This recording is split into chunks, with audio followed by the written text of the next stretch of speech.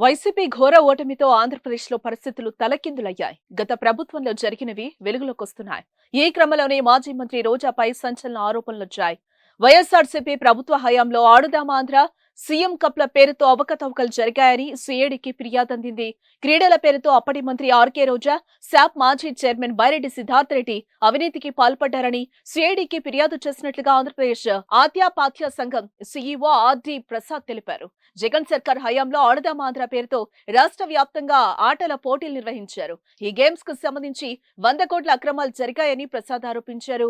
ఈ అవకతవకలపై సీఐడీ విచారణ కోరుతూ ఈ నెల 11న సీఐడీ అదనపు డీజీపీకి ఫిర్యాదు చేసినట్లుగా ప్రసాద్ తెలిపారు.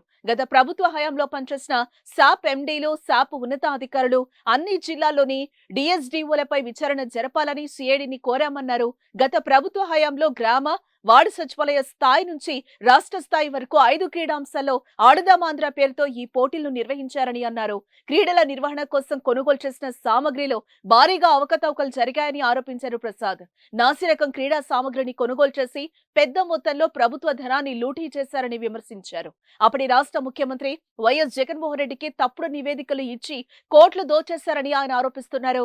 ఈ అవినీతిలో 26 జిల్లాల డిఎస్డీఓలు ప్రముఖ పాత్ర పోషించారని ఆయన చెప్పుకొచ్చారు. స్పోర్ట్స్ కోటా ద్వారా మెడికల్, ఇంజనీరింగ్, ట్రిపుల్ ఐటీ ప్రవేశాలు పొందిన వారిపైన విచారణ చేపట్టాలని డిమాండ్ చేశారు. గత ప్రభుత్వంలో కార్యక్రమాలకు సంబంధించిన ఫైల్స్ అన్ని సీజ్ చేయాలని ప్రసాద్ కోరారు. 5 ఏళ్ల కాలంలో శాప్ ఇంజనీరింగ్ విభాగం అధికారులు చేపట్టిన పనుల్లో కూడా భారీగా అవకతవకలను కూడా పరిశీలించాలని అన్నారు. మాజీ మంత్రి రోజాపై ఏకంగా 100 కోట్ల అవినీతి అంటూ ఆరోపణలు రావటం కలకలం రేపుతోంది. ఇప్పుడు అసెంబ్లీ ఎన్నికల్లో రోజా నగర నియోజకవర్గం నుంచి పోటీ చేసి ఓడిపోయిన సంగతి మనకు తెలిసిందే. రోజాపై వచ్చిన ఆరోపణలపై వైసీపీ శ్రేణులు చర్చించుకుంటున్నారట. అయితే ఈ విషయంపై ఆర్కే రోజా ఎలా స్పందిస్తారో వేచి చూడాలి.